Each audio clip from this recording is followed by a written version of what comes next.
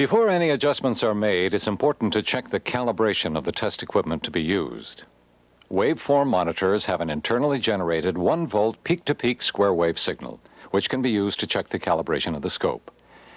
This signal should span from -40 to 100 IRE units on the waveform screen.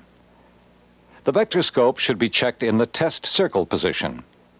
Expand the trace using the gain control and compare the trace to the outer calibrated circle on the vector screen.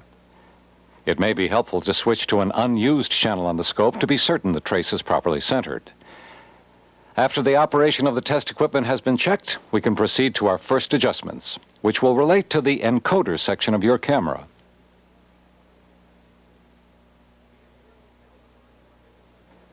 The internal color bar generator in your camera is fed through the encoder when the camera is in the bar mode, and you can observe and adjust the operation of the encoder by matching the color bar signal produced by your camera to known standards.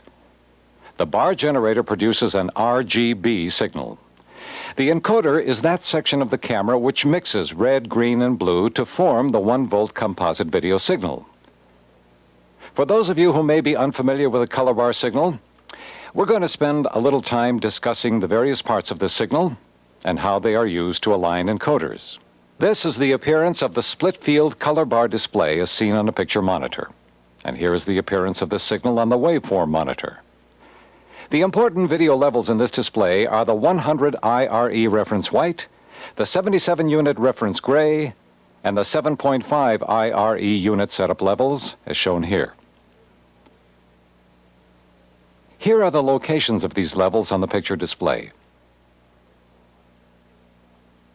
On the waveform monitor, here is the blanking level, which is at 0 IRE.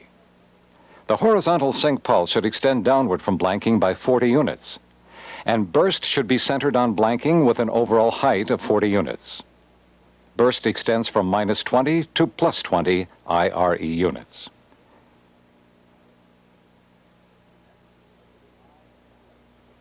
Next, we will show the I and Q signals on the waveform. These signals appear as the two dark chips in the lower left of the raster.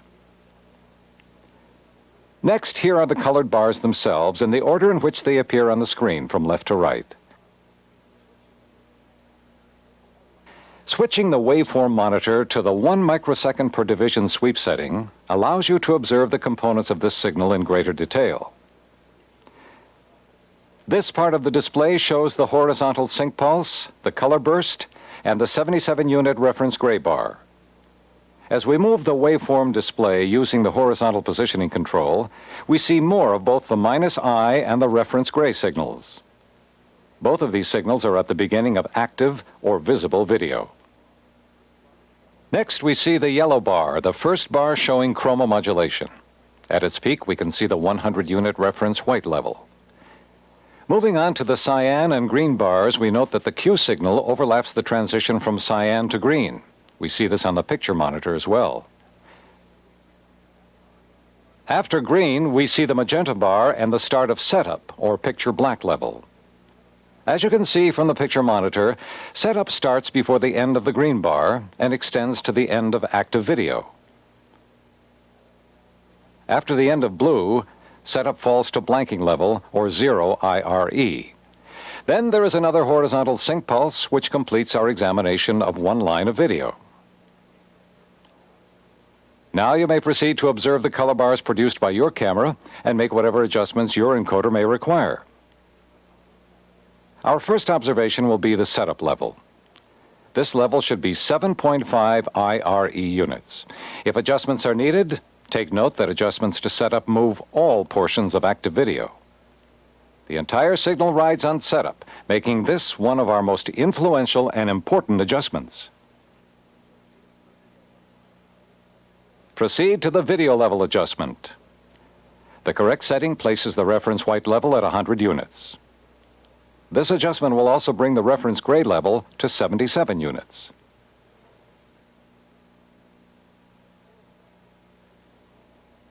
Chroma level is our next adjustment.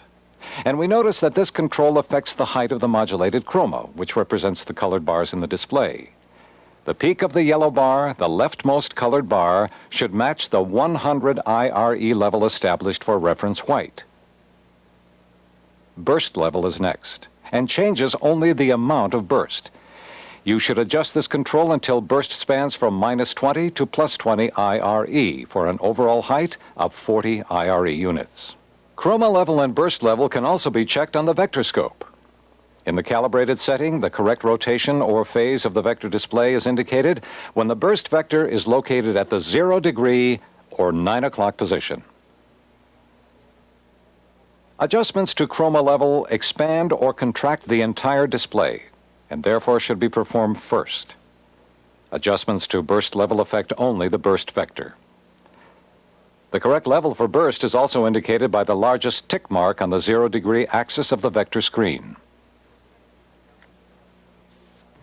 Next, we will balance the relative levels of I and Q produced by the encoder by observing the 7.5 unit setup, or black level. Observe the setup level in the 1 microsecond per division sweep setting of the waveform monitor. Look for ripples along the setup level. These ripples represent residual chroma modulation, which should not be present. If this modulation exists, alternately adjust I black balance and Q black balance to eliminate this excess chroma. This will be the first of many adjustments where you will need to obtain a balance between two controls. It's necessary to alternately adjust the controls to obtain this balance. The same technique is used to balance -I and Q in white. Move the waveform display to observe the reference gray bar. Again, alternate adjustments are necessary to establish the correct balance. Here, we are adjusting the I white and Q white controls to eliminate the chroma modulation in the gray bar. After the encoder has been white and black balanced, proceed to the burst phase control. Before you adjust this control, you may want to slightly expand the trace of the vector scope to confirm that burst is correctly positioned at 0 degrees. Return the scope to the calibrated position, and if the vectors do not fall within their designated boxes, turn the burst phase control. Note that the entire display rotates around the burst vector as you adjust. Try to position the vectors within their proper boxes. If further correction to the color bar display is required, the quadrature control may provide the solution.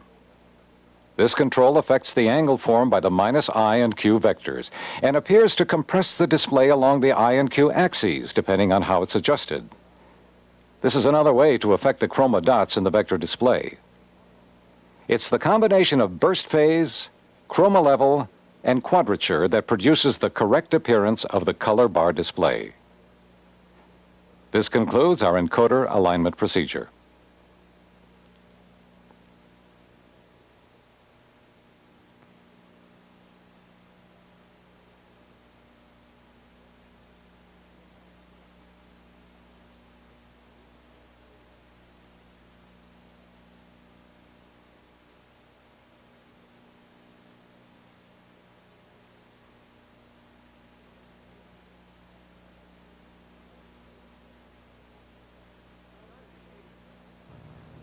Start your shading adjustments by capping the lens and observing the waveform monitor in the 2H flat position. Connect to the test or monitor output and set the camera to 0 dB gain. Raise master pedestal slightly to ease your observations and increase the gain of the waveform to its maximum. Now switch to green only. This is the appearance of the green channel when green shading correction has been correctly set. Here are some examples of SAW errors which may occur to any of the 3 channels. The proper amount of SAW correction will flatten out and level the trace. The other type of shading error which may occur is parabola. And here are some examples of this kind of error on the green channel in the horizontal mode. It's common for a camera to exhibit both types of error simultaneously. And here are some examples of how these combinations might appear. The best method of correcting these errors is to first flatten out the trace by adjusting the parabola control. Follow this with an adjustment to the SAW control to make sure the trace is level. When the horizontal shading has been correctly adjusted, proceed to check the vertical shading.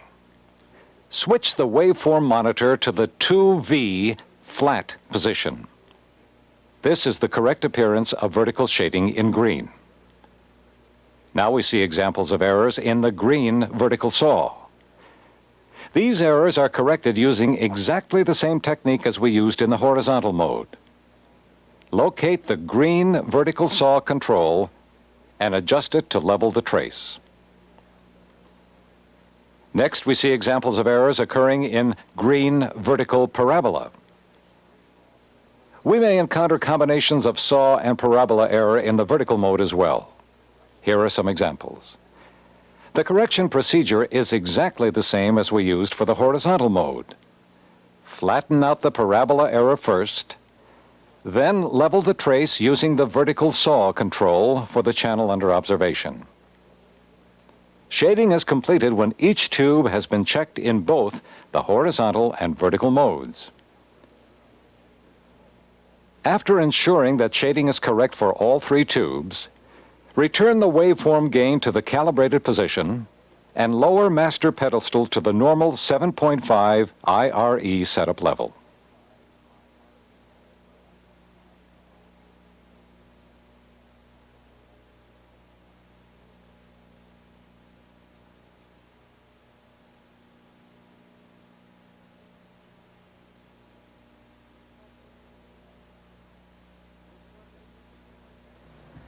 We'll start this procedure by capping the lens, switching to the 0 dB gain setting, and making sure that the test equipment is connected to the test or monitor output from the camera.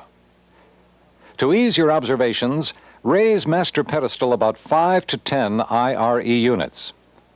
This allows us to see the results of our adjustments without the influence of any signal clipping at the blanking level.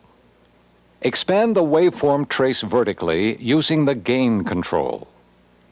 This exaggerates any error which might occur, making their observation and correction easier. Now switch to the IRE filter position, which causes chroma information to be removed from the display. Again, this eases our observations. Next, switch the camera to green only, which we see here at 0 dB gain. If we now switch to plus 9 dB gain and observe the waveform monitor, we see a shift in level as we alternately select 0 and plus 9 dB gain. Note that we are using the scale markings on the waveform monitor in a relative way. The scope is uncalibrated with the gain at the maximum, and the markings no longer indicate IRE units. At 0 dB, the trace is centered at 40 on the scale, while at plus 9 dB, the trace appears to center at 70. The sub-PED or pulse cancel pot for green is used to change the plus 9 dB trace so that it matches the 0 dB level. When you now switch back to 0 dB, you may find that the black level of green at 0 dB has shifted. If so, go back to the plus 9 dB position and again adjust green sub-PED to match the new black level of green at 0 dB. You may have to repeat the adjustment to the plus 9 dB black level several times to match the level at 0 dB. When the black levels can be made to match at 0 and plus 9 dB in green, you're ready to proceed to the red channel. The procedure for red is similar, with the added step of matching red at 0 dB to the same level established for green. The red pedestal or red-black control will move the position of the trace at 0 dB to about 28, the level we established for green.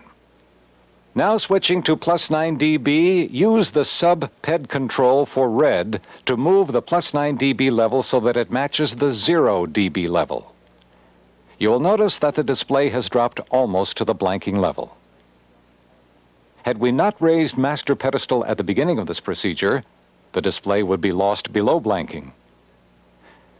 Now we will adjust the red sub-PED control to match the 28 level that we established for the green channel. When we now switch back to 0 dB gain in red, you can see that our adjustments to the sub-PED control have moved the level of the red pedestal. So we return to the red PED control to readjust the 0 dB level of red pedestal to 28. This process is a tug of war between the sub-ped and the pedestal controls on each channel. Continue alternately adjusting the red sub-ped and red ped controls until the levels of each match the level that has been established for green at 0 dB and 9 dB gain. Finally, as you see here, switching momentarily back to green, the levels at 0 dB and plus 9 dB in both green and red are all matched. As expected, the blue channel eagerly awaits the same attention. We will switch to blue only and match blue pedestal and blue subpedestal to the green and red pedestal and subpedestal levels already established. Be careful not to accidentally adjust any green or red control once the levels in these channels have been established. Switch the camera to encoded mode and switch the waveform monitor to the flat filter position. With the waveform gain expanded and the camera set at 0 dB gain, alternately touch up red pedestal and blue pedestal to remove residual chroma in black. Now switch to the plus 9 dB gain setting on the camera and touch up red and blue subpedestal to minimize chroma at this gain setting. Again, do not touch green subped. Now we can see that as the camera is switched between 0 and 9 dB gain, there is no shift in black level. When you've completed this procedure, return the gain control on the waveform monitor to the calibrated position and lower master pedestal to its correct level of 7.5 IRE units. This completes the pulse cancel adjustment. Make sure the chip chart is evenly lit. Measure this with a light meter. Check the light intensity on the chart, left to right and top to bottom. 200 foot candles is the recommended light intensity.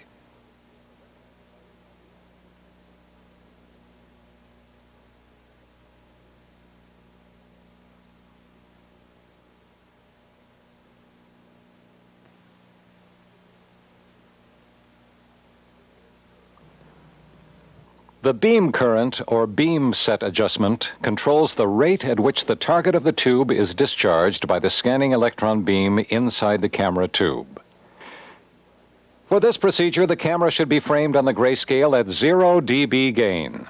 Adjust the iris for 100 units of video level. Locate the green beam control and rotate it until the green beam is turned off. With no green in the picture, the red and blue tubes produce the magenta image we see here. Now, slowly turn on the green beam and observe the discharging of the green tube, first on the darker levels, then the lighter levels of the picture. At one point, the lightest white areas of the grayscale become discharged. On the waveform monitor, the process appears as shown here. With the green beam off, there's a large amount of unbalanced chroma modulation produced by the red and blue tubes. As the green beam is turned on, the chroma disappears from the steps in the scale one by one, from the darkest to the lightest. Finally, the 100-unit white step is discharged. In actual shooting conditions, shiny objects can produce luminance values exceeding the 100 IRE white level. To guarantee that tube discharge will occur even in an overexposed condition, open the lens 2 f-stops above its present setting. We can see that discharge does not occur at this light level for the green tube.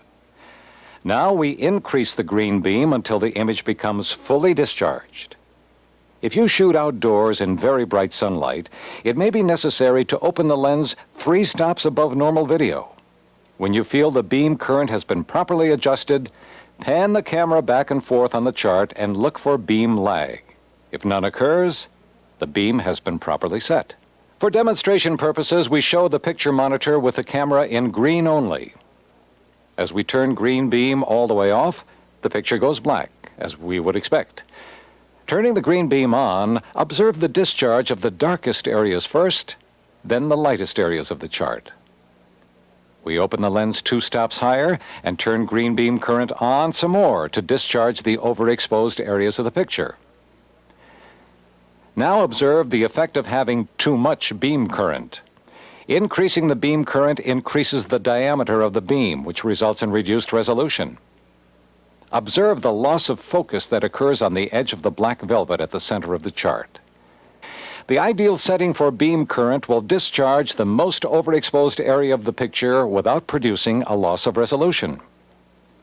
When green beam current has been correctly set, adjust red and blue beam current in exactly the same way.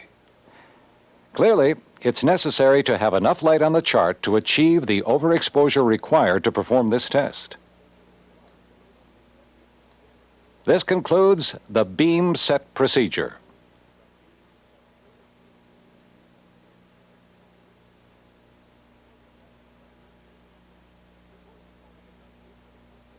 Before performing adjustments to the processing section of the camera, you should remove the influence of the clip and knee circuits by shutting these controls off.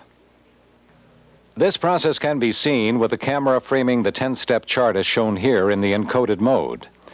To begin, open the lens iris 2 stops over the auto iris position and switch to green only. Locate the green clip control and rotate it all the way in the direction which produces a maximum rise in video level. Then switch to red only, and again, turn the control to remove the clipping effect. Now switch to blue only and repeat the adjustment, releasing the blue clip. We continue to observe some compression at the top of the display, which is the result of the knee circuitry. We want to remove knee from the camera, as we did for clip. We switch back to green only and rotate the green knee control to produce the rise in level. With no clipping or compression at the upper end of video, the trace rises completely off the screen. Next, switch to red and remove the red knee. Finally, switch to blue only and remove blue knee.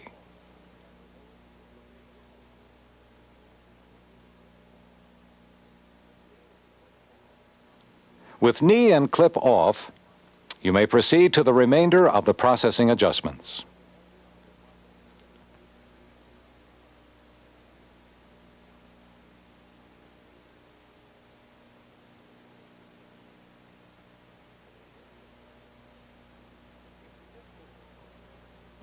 If residual chroma is present in the gain structure of the processing circuitry, it will appear as a thickening of the waveform trace on the top steps in the gray scale.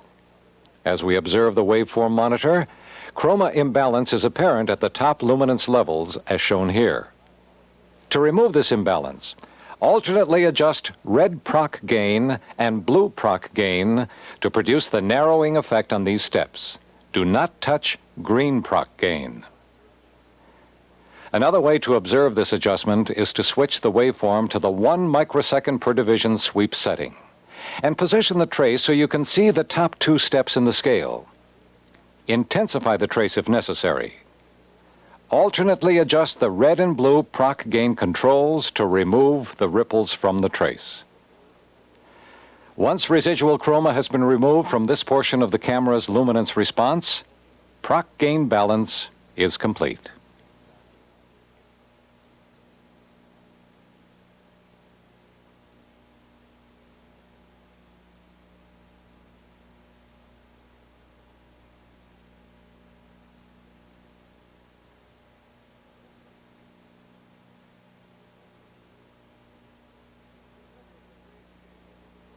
The center of the gray scale where the crossover occurs in the stair steps is called gamma. A gamma adjustment is performed on each of the 3 channels to control how each channel renders light values in this range. This is an important adjustment because under normal lighting conditions, most picture information will occur at this video level. Switch to green only and observe the waveform monitor. Note how adjustments to the green gamma control affect the level of the crossover point in the gray scale without affecting the white or black levels. Shown here is the same adjustment on the picture monitor. Observe how the control changes the center of the gray scale. Note the change in overall contrast of the picture as the gamma level is raised and lowered.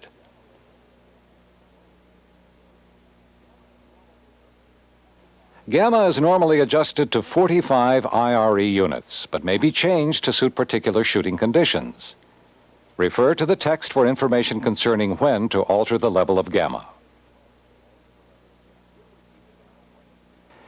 Here we see the gamma point of green adjusted to 45 IRE. We then switch to red only and place red gamma at 45 IRE using the red gamma control. After red gamma has been adjusted, switch to blue only and adjust blue gamma to the same 45 unit level. As with all adjustments in the processing section of the camera, a final touch-up adjustment should be performed between the red and blue controls. Observe gamma in the encoded mode. A better view of this process can be obtained with the waveform monitor in the 1 microsecond per division sweep setting. Position the trace to show the gamma point and alternate between red and blue gamma to remove residual chroma from this area. Remember not to adjust green gamma. Balance red and blue only. This completes the adjustments to gamma.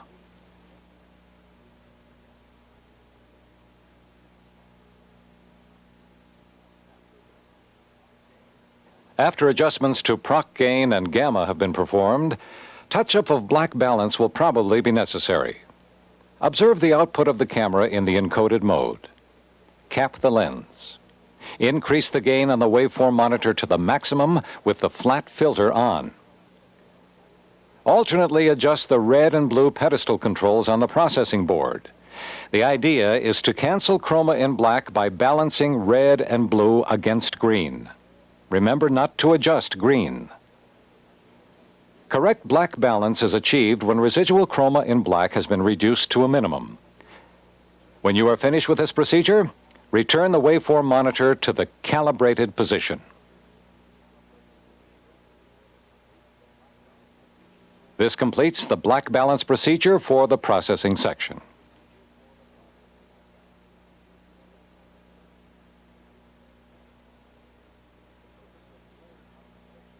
The purpose of flare compensation is to maintain a consistent black level regardless of changes in the overall video level.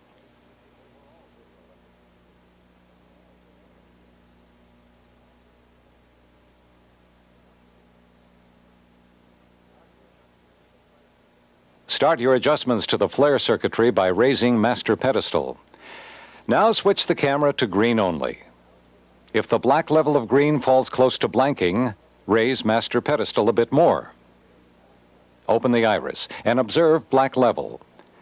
Notice the black level changing as we raise the overall video level. There is not sufficient flare compensation taking place to maintain the level of black in this example. Here we see an example of too much flare compensation. Observe how the black level falls below blanking as the video level rises. With your screwdriver at the green flare control, open and close the iris while observing any changes which may occur in the black level. Adjust the flare compensation control until the black level remains completely stable.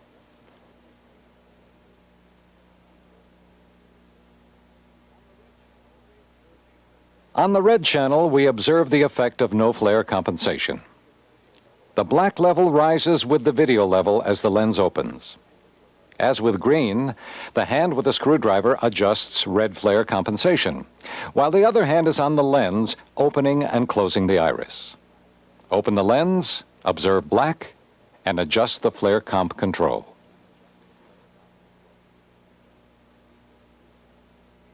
Proceed to the blue channel using exactly the same technique. When blue flare compensation has been adjusted properly, switch the camera to encoded mode and open the iris to the overexposed setting.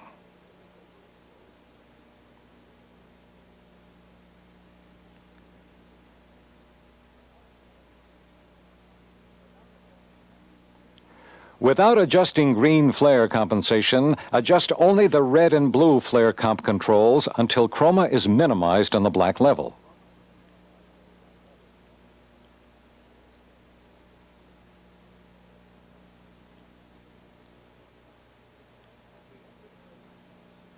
At the end of your adjustments, return master pedestal to its normal 7.5 unit level and open the iris to confirm that flare compensation has been correctly adjusted, as you see here.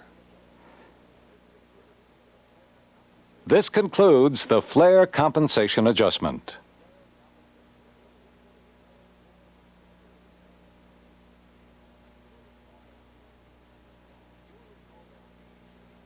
You will recall that knee should be turned off during the adjustment of proc gain, gamma, proc black, and flare. With the adjustments to these sections completed, we will now restore knee to its intended function.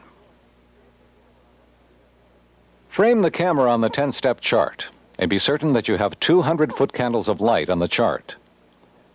Open the lens iris 2 stops above the iris setting that produces 100 IRE units. Switch to green only and adjust green knee until the trace peaks at about 115 units. Next, switch to red only and adjust red knee to 115 unit peak level. Then switch to blue only and adjust blue knee to 115 units. To complete the adjustment, alternately adjust red and blue knee to balance against green, thus eliminating chroma from the top of the display.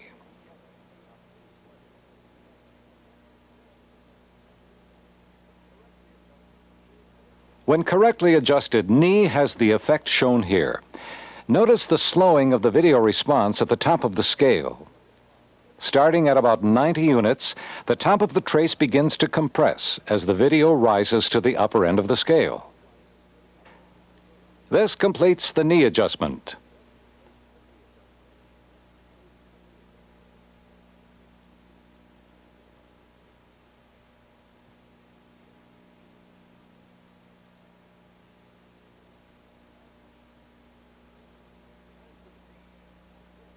As with knee, clip is adjusted using the 10-step log chart. Start by opening the lens iris 2 stops over normal exposure, thus creating an overexposed condition. Switch to green only and adjust the green clip control to produce 105 unit video level. Switch to red only and bring the red clip control to the same level. Then switch to blue and repeat the same procedure. When each of the 3 colors have been established at about 105 units, switch to the encoded mode for the balance adjustment. Alternately adjust red clip and blue clip without touching green clip. This reduces chroma modulation at the clip level. For demonstration purposes, we will show the appearance of our clip adjustments as they appear on the vectorscope. Keep in mind that the vectorscope cannot be used to set the levels. It is only used for the balance or touch-up adjustment once the levels have been established on the waveform monitor. With the gain expanded to the maximum, the offset we see in the display is the red and blue clip levels against the green clip level. Alternately adjust red and blue clip. The results are shown on the vectorscope. The technique of gathering the vector display into the center of the screen may be used to obtain the correct balance of red and blue clip against green clip, as shown here. That concludes our adjustments to the clip circuits. The auto white circuit allows the user to quickly compensate camera performance for variations in lighting and light Kelvin color temperature. This circuit acts to maintain the white balance of the camera. To demonstrate how this circuit operates, we will observe the log or 10-step chart with the camera filter wheel in the 3200 degree Kelvin setting. This is the appropriate filter position for our tungsten light source. Now we rotate the filter wheel to the 5500 degree Kelvin or daylight setting. Notice the overall amber color that appears on the picture monitor. The daylight filter is, in fact, an amber filter. Here is the effect on the waveform monitor. You will notice the dramatic increase in chroma modulation. Make sure the lens is in auto iris for best results. Activating the auto white switch, the camera automatically compensates for the color temperature change simulated by the daylight filter. You will notice the reduction of chroma modulation that has occurred at the top of the display. The camera has automatically added sufficient blue gain to balance the excess red light added by the filter. To complete the compensation process for the darker areas of the grayscale, activate Auto Black, and note the reduction of chroma from the lower luminance levels of the scale. Proof of this automatic compensation is seen as we change to the tungsten filter, which is clear. The blue gain added to the signal by the auto white circuit is now apparent. We activate auto white again, and now the circuit compensates, removing the excess blue gain. Now we activate the auto black circuit to finish the correction. Here we see the result of the compensation applied by the auto white circuit on the picture monitor. Activating auto white removes most of the blue gain and brings the gain structure of the camera into balance. Activating auto black completes the process. The purpose of the adjustments to this circuit is to ensure that the correct balance of red and blue gain is stored as a reference in the camera memory. The two controls necessary to establish the white balance stored in memory are a red offset and blue offset control. To activate these controls, it is sometimes necessary to depress the auto white switch and adjust the controls while the button is depressed. The auto white offset controls for the camera you see here are enabled by switching to a test position on the auto white board. Consult your camera service manual for the proper procedure to activate the red and blue offset controls. With the camera framing the log chart, we set the filter wheel to the 3200 degree position. Here we see the camera not balanced in the auto white mode. After enabling the red and blue offset controls, we alternately adjust these controls to eliminate chroma in the white portions of the gray scale.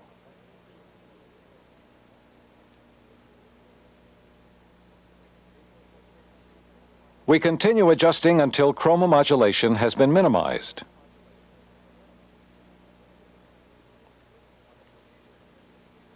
When the procedure has been completed, switch the camera from test to operate. This completes the auto white setup.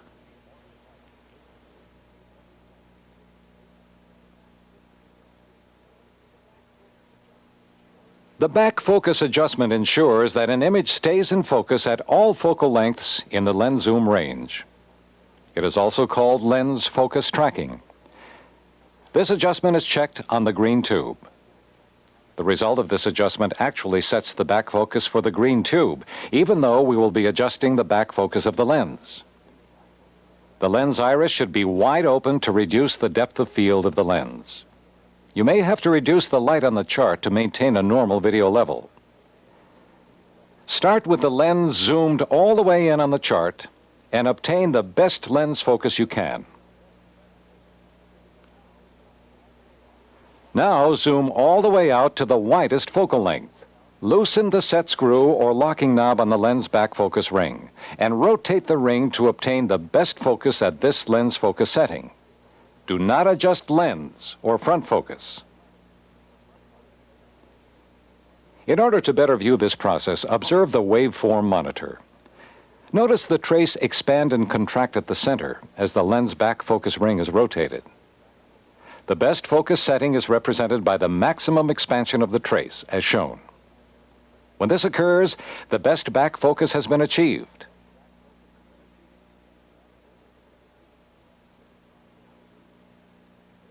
Now zoom in again and verify that the lens focus tracks throughout its zoom range. If the focus changes as you zoom in, it will be necessary to repeat the adjustment of the back focus ring. Remember not to change the lens focus during this adjustment. Use the back focus ring only. Zoom out once again. Readjust the back focus ring for the best focus. And check the focus tracking as you zoom in. The back focus adjustment is complete when the picture remains sharp across the entire lens zoom range.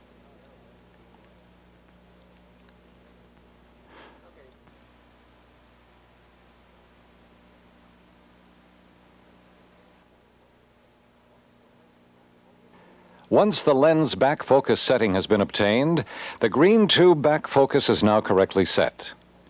Frame and focus the chart using green only. Next, switch to red only. And observe any focus reduction or loss of resolution between green and red. Remember not to touch lens focus. If red appears softer, a red tube back focus adjustment may be called for. Determine the location of the locking screw for the red tube on the red yoke assembly. Then, note the location of the tube back focus adjustment screw for red. Loosen the red locking screw. Now, slowly adjust the red tube back focus screw to obtain maximum resolution.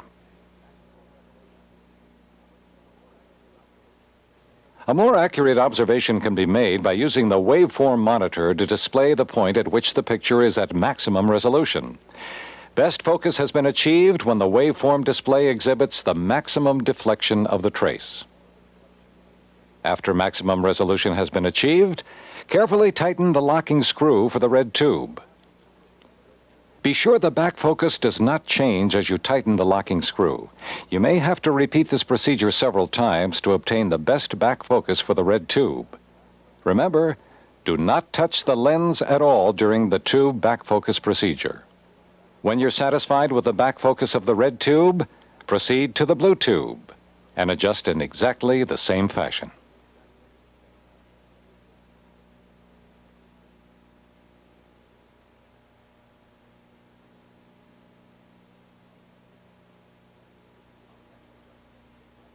Our next adjustment in the sequence is beam focus. Switch to green only and obtain best focus framing the resolution chart. Be sure the lens is wide open to reduce the depth of field. Here is the appearance of our adjustments to green beam focus. The purpose is simply to obtain the maximum sharpness at the center of the screen. Observed on the waveform monitor, note the response of the center of the display to the increased modulation as the image becomes sharper. The greatest amplitude of the trace occurs at maximum focus. The procedure is the same for the red and blue tubes. Remember, do not touch the lens focus during this adjustment procedure. Also, observe that changes in beam focus affect the size and position of the image. This is most apparent in the center of the screen. Therefore, the beam focus adjustment should be completed before any registration adjustments are made. This completes the beam focus procedure.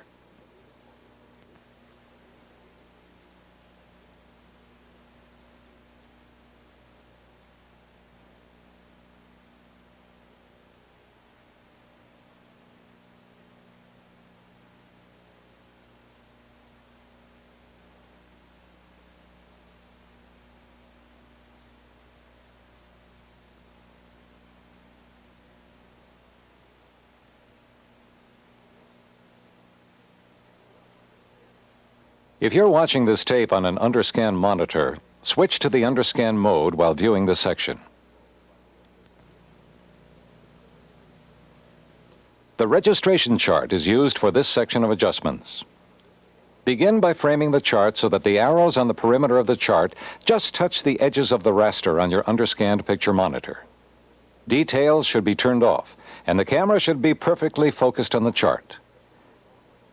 Registration is performed by superimposing red or blue over negative green. The negative green image appears as white lines on a gray background. The red image is represented by the black lines.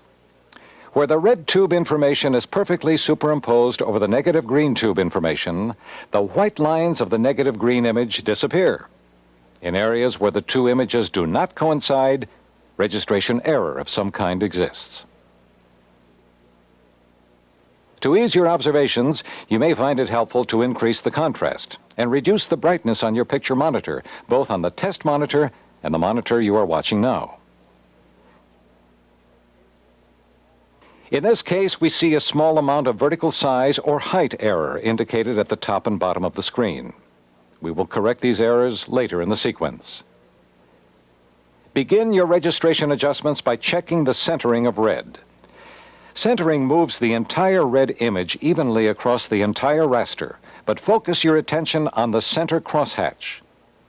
The cancellation of the negative green image in the center of the screen indicates correct red horizontal centering.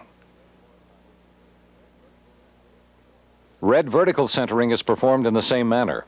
Look for the disappearance of the white lines as you adjust red vertical centering over green.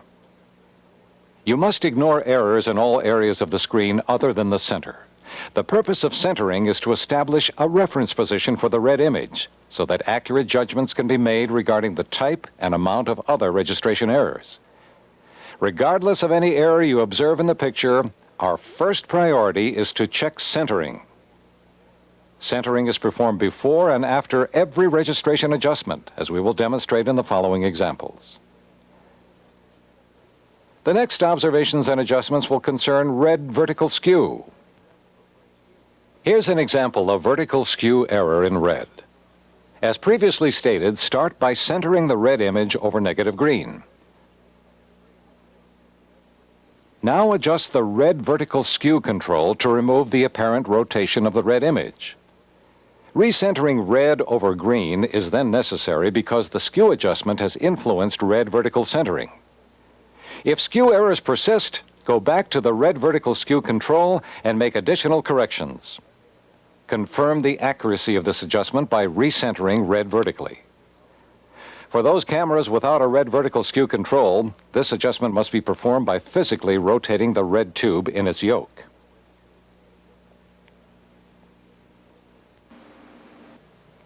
Next, we will correct any bow errors. Here is the appearance of a red vertical bow error. As you can see, the lines of the red image are curved in the center of the screen. As always, we will first correct the vertical centering as shown here. Note the red tube information is displaced above the negative green image on both sides of the screen. This indicates bow error. Adjust red vertical bow to straighten out the lines of the red image at the center of the screen.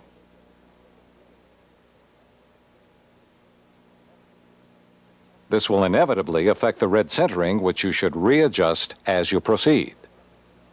Now a final touch-up adjustment to red vertical bow and red vertical centering matches the red pattern to the negative green pattern. The horizontal skew adjustment is next, and here is an example of this kind of error. Notice the vertical lines shifted or rotated relative to the negative green image.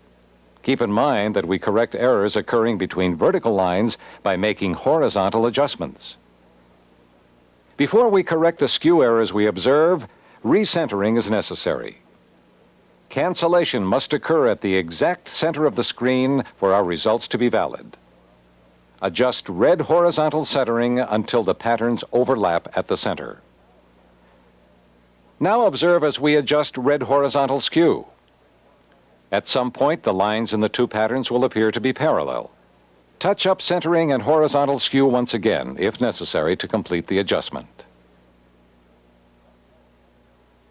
Some cameras have adjustments for red horizontal bow, and if this is the case for your camera, perform the horizontal bow adjustment at this time. Next, we will demonstrate correction of linearity errors in red.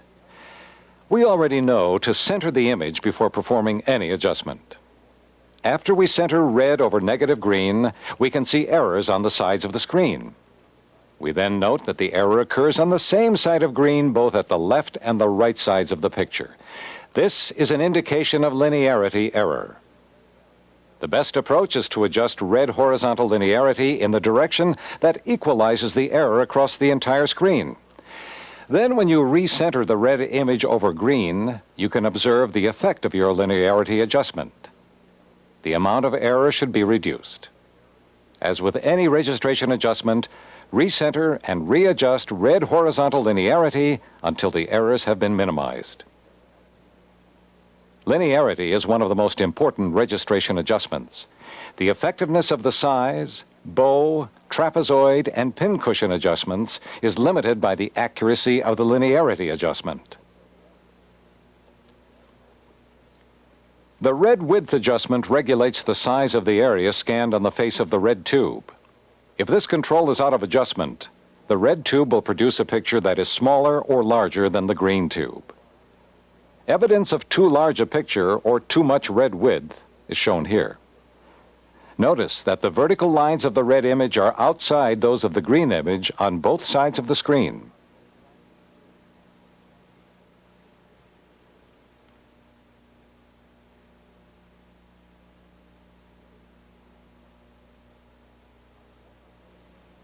Our centering looks good, so we can proceed to adjust red horizontal size or width. The usual procedure applies. Adjust the size control for red to match the width of the green image. Recenter red to check your progress, and repeat the size adjustment if necessary. During the course of your final size adjustments, it's common to discover some linearity error that remains uncorrected. If so, you should return to linearity for a touch-up. In actual practice, you will seldom encounter a camera with only one kind of registration error, as in these examples. Therefore, we will show the process by which a combination of size and linearity error may be corrected in red. Centering, of course, is the first order of business. Again, look only at the center of the screen and ignore all other areas. At first glance, we suspect red horizontal linearity because we see more error in the red image on the left side of the screen than we see on the right side of the screen. Also, the error is on the same side of green, both on the left and on the right side of the screen. One method of speeding up the registration procedure is to employ two screwdrivers to alternately adjust the red horizontal centering control and the red horizontal linearity control. This also helps to avoid the error of adjusting the wrong control.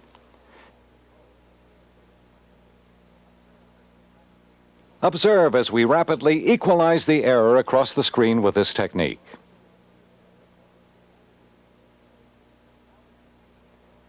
Now we can see that the error in linearity masked an error in size. Recall that the indication for size error is the red pattern falling outside or inside the green pattern on both sides of the screen, as we see here. In this case, red width or red horizontal size is excessive. We adjust red width to eliminate this error. After adjusting size and recentering red, if errors still appear in unequal amounts on the left and right, a linearity touch-up is called for. Finally, touch-up centering. The next category of registration adjustments we shall demonstrate is pin cushion. Pin cushion affects the perimeter of the screen the way bow affects the center of the screen. As usual, we start by centering red over negative green. Now observe how our adjustments to red vertical pin cushion compress or expand the perimeter of the red display. Notice the center remains stationary. This can be used to correct curvature in the horizontal lines at the top and bottom of the red image. Up to this point in the registration procedure, our efforts have focused on errors occurring near the center of the screen. Now we should be in a position to evaluate the perimeter of the screen. Here we see examples of adjustments to the red vertical pin cushion control. Note the similarity to red vertical bow. As in all previous adjustments, recenter the red image after each pin cushion adjustment for best results.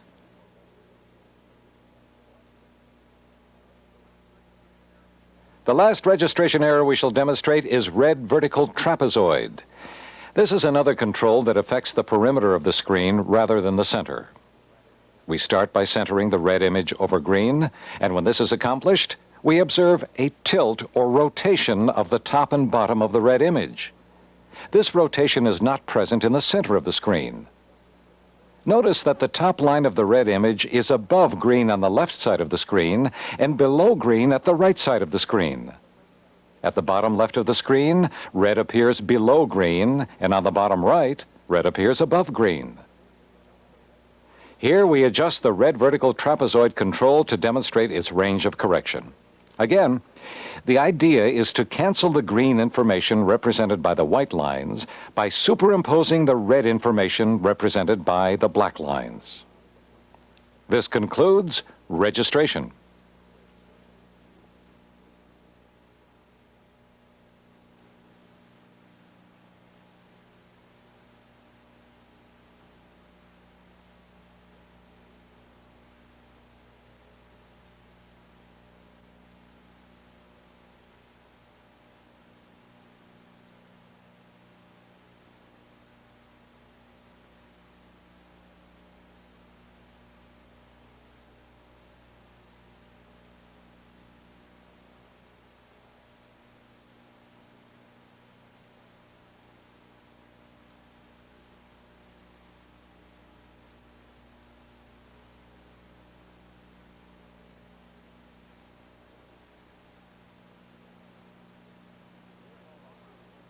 During all our previous adjustments, detail has been shut off.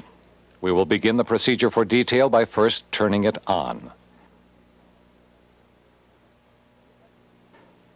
The effect of detail should be very subtle.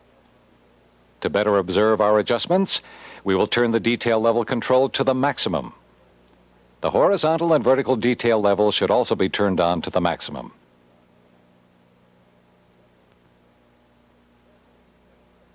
Then, the crisp or slice control, which produces a noise reduction effect, should be turned off. That is, no noise reduction is present with crisp off. The first adjustment is to level dependency. This control establishes the point on the grayscale where detail or enhancement begins. Here we are turning level dependency. As you can see, the enhancement starts at the brightest areas first. To better view this adjustment, observe the waveform monitor.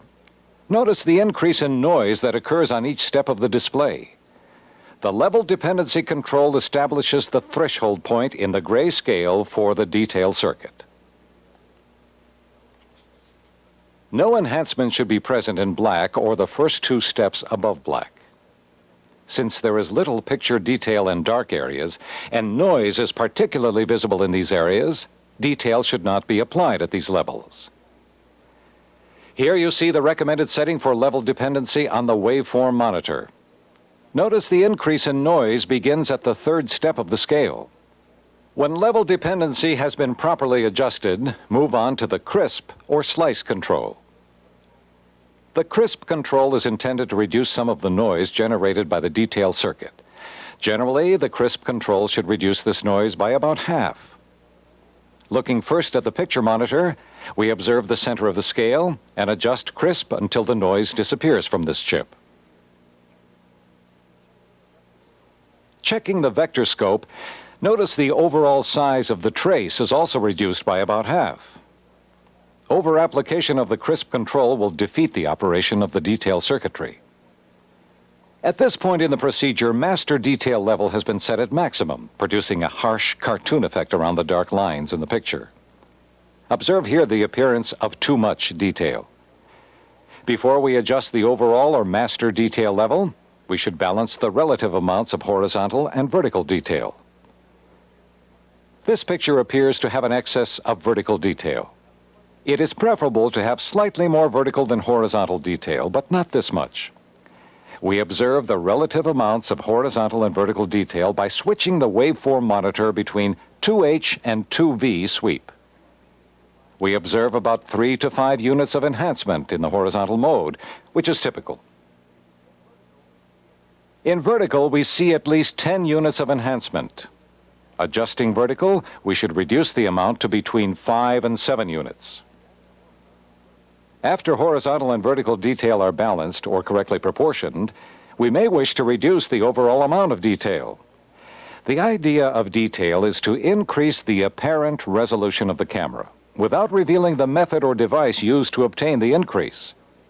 Here we are adjusting master detail level, showing too much, then not enough, and finally an ideal setting for detail level. As we switch detail off, then on, there is an apparent increase in camera resolution. This completes detail and the camera alignment procedure.